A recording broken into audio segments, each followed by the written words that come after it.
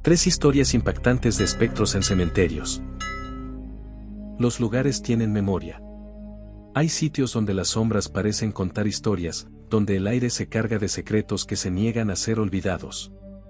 Esta es una recopilación de 3 relatos oscuros.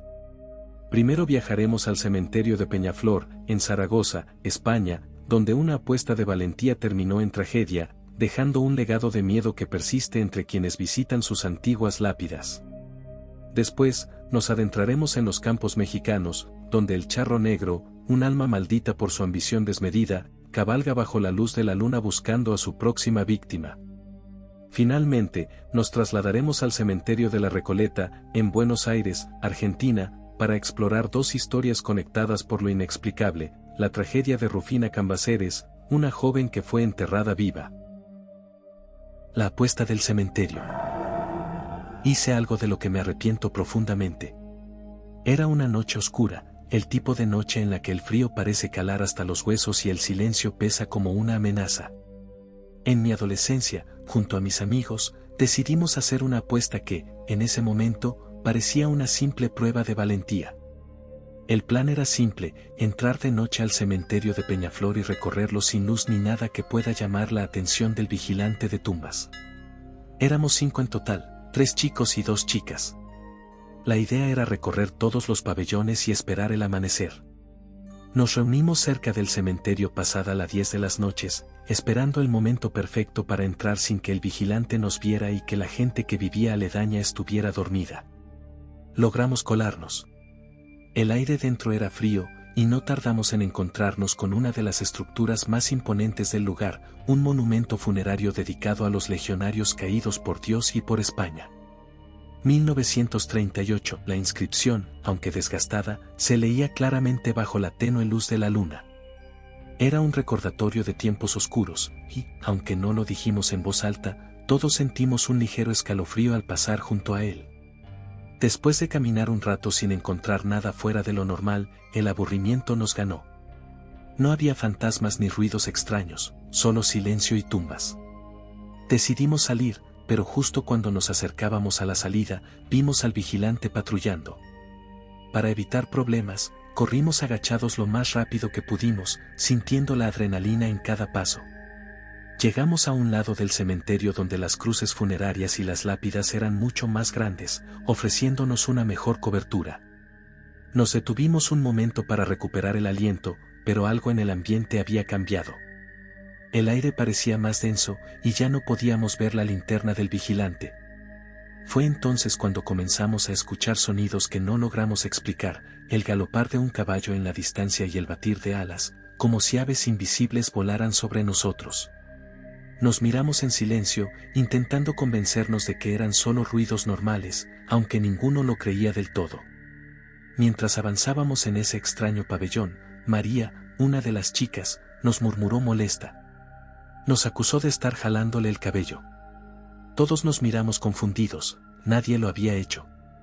Intentamos calmarla, pero un par de minutos después, Keila, la otra chica, cayó al suelo como si alguien la hubiera empujado con fuerza. Se levantó furiosa, reclamándonos, pero nosotros seguíamos igual de desconcertados. Algo no cuadraba, las chicas decidieron quedarse atrás mientras nosotros seguíamos adelante, pero no sirvió de mucho.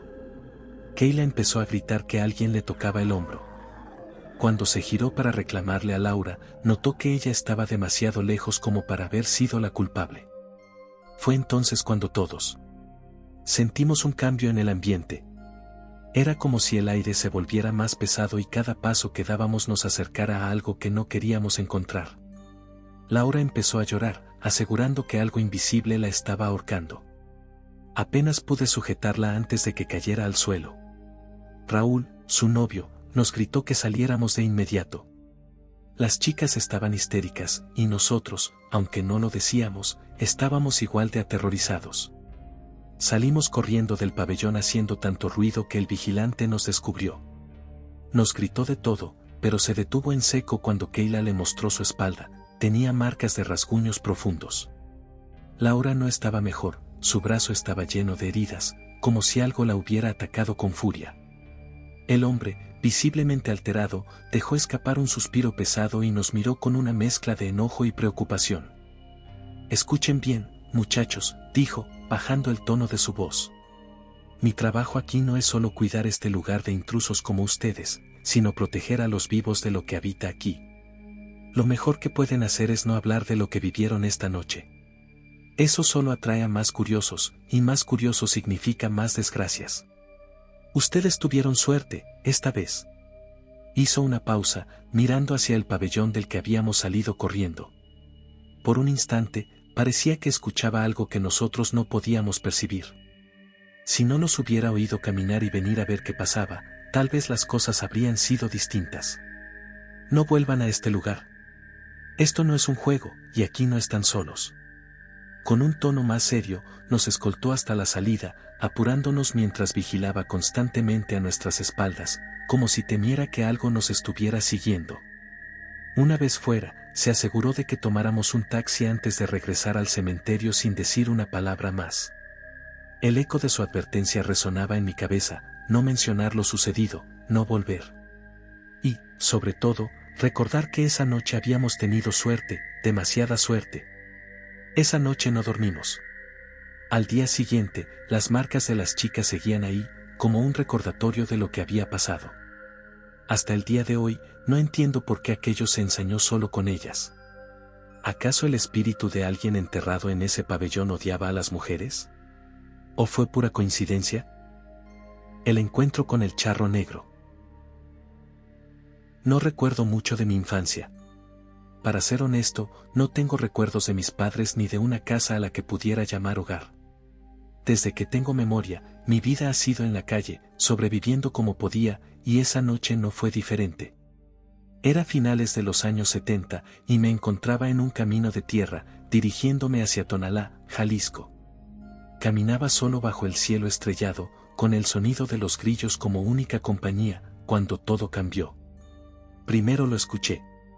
Era un sonido distante, pero inconfundible, el galope de un caballo que avanzaba a toda velocidad. La tierra comenzó a temblar ligeramente bajo mis pies, y una nube de polvo se levantaba a lo lejos, emergiendo desde un cementerio que estaba al borde del camino. Junto al galope, oí ladridos feroces, como si una jauría estuviera persiguiendo al jinete. Algo en mí sabía que no debía quedarme ahí, pero mis piernas se negaban a moverse, paralizadas por el miedo. Cuando por fin reaccioné, me escondí tras un viejo ocote blanco y unas rocas. Desde mi escondite, observé cómo se acercaba aquella figura. Era un jinete vestido completamente de negro, montado sobre un imponente caballo también negro, cuyos ojos parecían dos brasas ardientes. Lo que más me aterrorizó fue que no estaba solo. Un grupo de perros, que reconocí como Xoloitzcuintles, lo seguía muy de cerca, ladrándole y mordiéndole las patas al caballo. Pero lo que hacía que la sangre se me helara era la forma en que aquel jinete insultaba a los perros, con una voz grave y cargada de furia, mientras trataba de espantarlos lanzándoles zapatazos. Su caballo oscuro como la noche era apenas visible por su brillo en el pelaje y sus ojos rojos que atravesaban la noche como si pudieran ver a través de las sombras en las que intentaba esconderme. Mi miedo era tan grande que, sin querer, pisé unas ramas secas, rompiendo el silencio. En ese instante, todos se detuvieron. El jinete, los perros, incluso el caballo. Todos giraron sus cabezas hacia mí, y sus miradas eran algo que nunca podré olvidar. El miedo me impulsó a correr como nunca antes lo había hecho. No me atreví a mirar hacia atrás, pero podía sentir que me seguían. Los ladridos se acercaban, el galope del caballo resonaba más fuerte, y la sensación de esos ojos rojos clavados en mi espalda era insoportable. Por el rabillo del ojo, vi cómo los perros seguían hostigando al caballo, mordiéndole las patas y tratando de frenarlo, mientras el jinete seguía lanzando patadas y maldiciones. Pero el caballo no se detenía, bufaba con fuerza, decidido a alcanzarme. El caballo bufaba con fuerza, claramente molesto por la situación, pero lo más inquietante era que, en medio de todo ese caos y aunque los canes le mordían las patas para detener su paso, nunca dejó de mirar en mi dirección. Mis piernas comenzaban a fallar. Sentía las venas hinchadas, el corazón latiendo tan fuerte que parecía querer salirse de mi pecho. El terreno se hacía cada vez más irregular y mis pies tropezaban con raíces y piedras, pero no podía detenerme. Fue entonces cuando, a lo lejos, vi una pequeña casa. Sus luces eran mi única esperanza.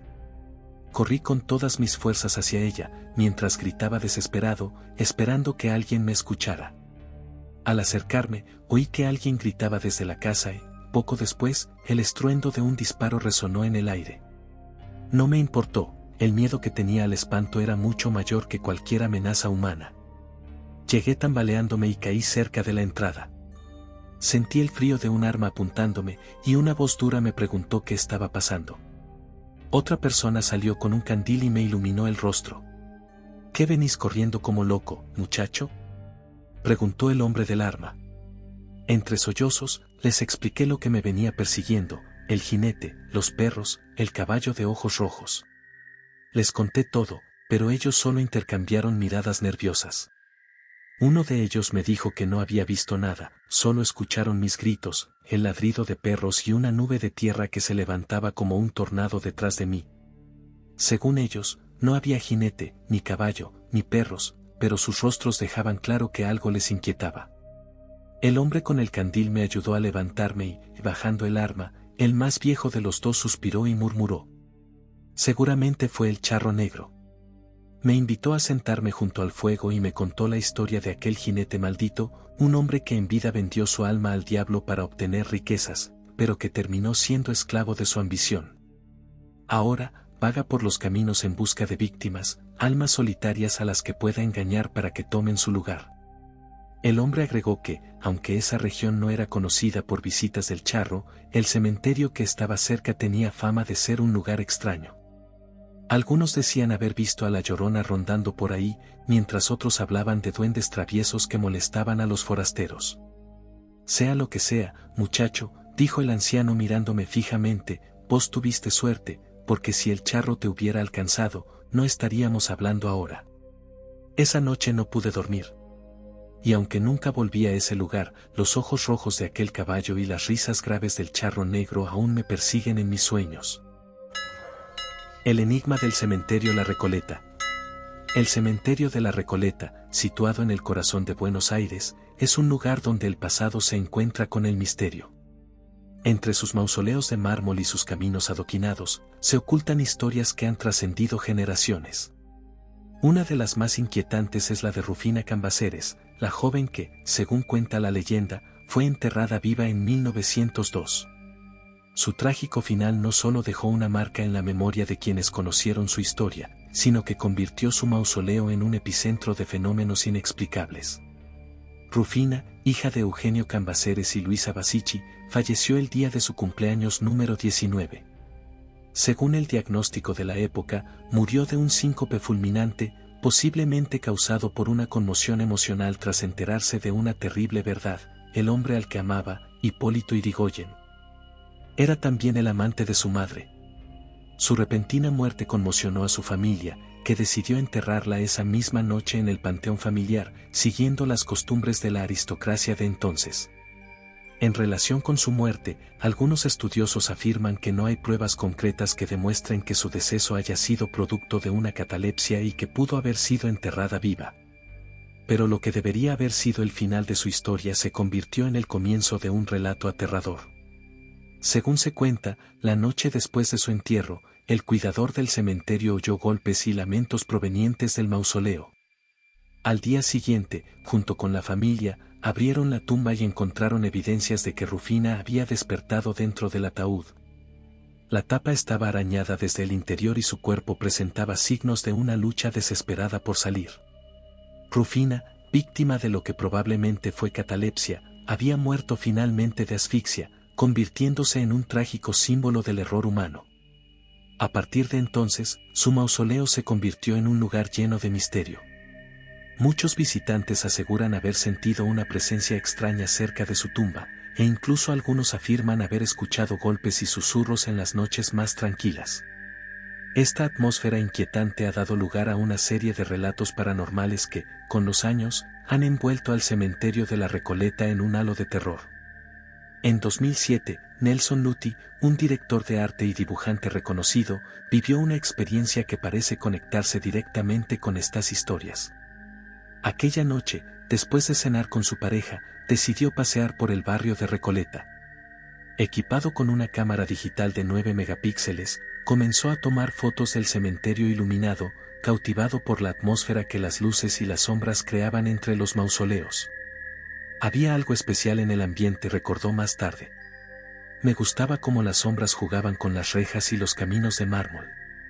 Todo parecía tener vida propia. Mientras apuntaba su cámara hacia uno de los pasillos principales, notó algo extraño al fondo. Vi un movimiento, pero pensé que era producto del viento, relató. Aún así, decidió estabilizar la cámara apoyándola en las rejas y tomó varias fotos. No le prestó demasiada atención en ese momento, pero al día siguiente, revisando las imágenes en su casa, descubrió algo que lo dejó helado. En una de las fotografías, ampliada con el zoom máximo de la cámara, podía verse claramente una figura traslúcida. Parecía ser una mujer vestida de blanco, moviéndose lentamente entre los mausoleos. Nelson recordó que había notado algo extraño mientras fotografiaba, pero nunca imaginó que su cámara capturaría algo tan definido. Parecía perdida, moviéndose sin rumbo fijo, describió. Y de repente, simplemente desapareció. Lo más inquietante fue la ubicación. La figura apareció a pocos metros del mausoleo de Rufina Cambaceres, un lugar ya envuelto en historias de apariciones y fenómenos inexplicables. La imagen capturada por Nelson Lutti se convirtió en un punto de discusión entre sus amigos y conocidos. Algunos creyeron que era un montaje, pero Nelson nunca descargó la fotografía de la memoria de la cámara, asegurando su autenticidad. Para él, aquella experiencia fue una prueba de que el cementerio de la Recoleta, con su rica historia y su atmósfera única, es mucho más que un lugar de descanso eterno. Sea real o no, la figura traslúcida capturada en esa noche de 2007 sigue siendo un recordatorio de que, en lugares como la Recoleta, las líneas entre lo real y lo sobrenatural son tan delgadas como las sombras que proyectan sus mausoleos. ¿Leyendas? ¿Advertencias del pasado? ¿O pruebas de que lo sobrenatural es más real de lo que imaginamos? Estas historias, cargadas de misterio y oscuridad, nos invitan a reflexionar sobre los secretos que aún se ocultan en los rincones más inquietantes de nuestro mundo. Gracias por estar conmigo. Este espacio está dedicado a traer estas historias a la luz, a pesar de que muchos preferirían mantenerlas en el olvido, sepultadas en el ocultismo. Si te gustan estos relatos y quieres descubrir más sobre lo inexplicable, suscríbete al canal y acompáñanos en los próximos viajes a través de lo desconocido. También acompáñanos a nuestros relatos reales de situaciones complejas traídas para que sientas desde tu dispositivo esa red que nos une como humanos. Hasta la próxima.